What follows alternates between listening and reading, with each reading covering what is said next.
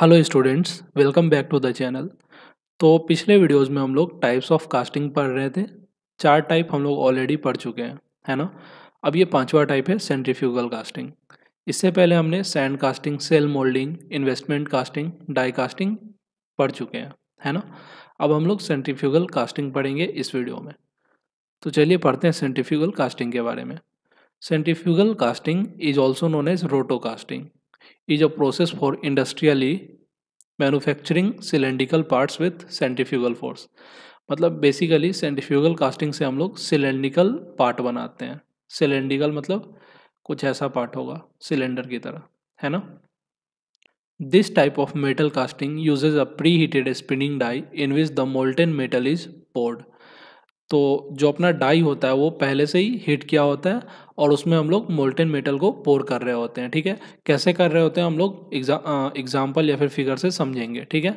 The centrifugal force helps to distribute the molten metal with the die at high pressure. मतलब high pressure पे जो centrifugal force है वो help करता है मोल्टेन मेटल को उसके डिजायर्ड शेप में आने के लिए, है ना।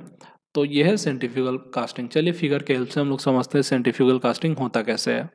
तो यहाँ पे आप देख रहे होंगे कि अपना मोल्ड का सेटअप है। नीचे एक रोलर लगा है, दूसरा रोलर यहाँ पे लगा है, ऊपर में एक रोलर यहाँ है, दूसरा रोलर यहाँ है, ठीक है।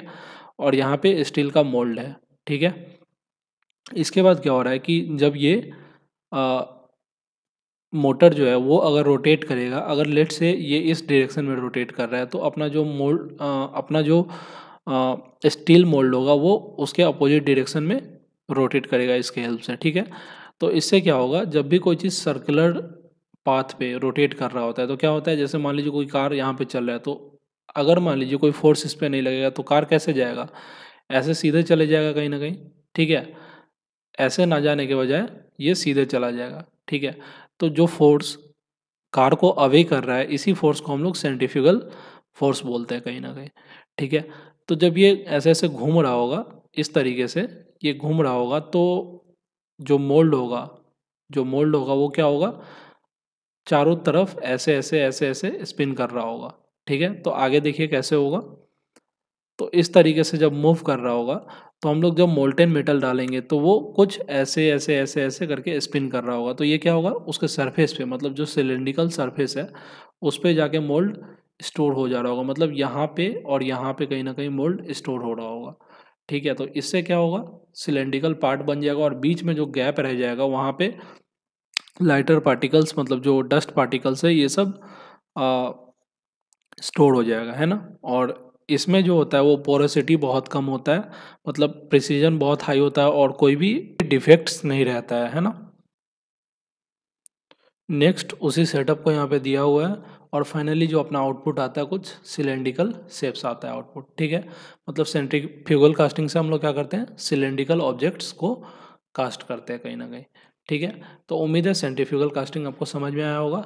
हम लोग एडवांटेजेस और डिसएडवांटेजेस भी देख लेते हैं। एडवांटेजेस में है improved process yield and reduced wastage, मतलब वेस्टेज बहुत कम होता है ना।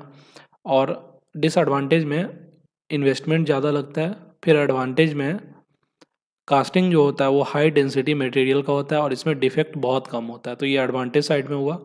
डिसएडवांटेज में है कि स्किल्ड लेबर का यूज़ करना होगा कहीं ना कहीं, ठीक है। फिर से एडवांटेज साइड में है प्रोसेस जो है वो कन्वीनियंट है ना। और डिसएडवांटेज साइड में है स्पेसिफिक शेप ही बन सकता है, मतलब सिलेंड्रिकल शेप ही बन सकता है। अगर हमें रेक्टेंगुलर शेप बनाना होगा तो नहीं बन सकता है। तो ये कहीं ना कहीं डिसएडवांटेज हो गया, ठीक है। फिर एडवांटेज में no requirement of gates and risers, तो गेट्स और राइजर्स का कोई रिक्वायरमेंट नहीं है ना। तो ये एडवांटेज है, डिसएडवांटेज में और कुछ नहीं है, ठीक है। तो उम्मीद है कि इस वीडियो से आपको सेंट्रीफ्यूगल कास्टिंग के बारे में आइडिया लगा होगा। अगले वीडियो में हम लोग नेक्स्ट टॉपिक पढ़ रहे होंगे, ठीक है।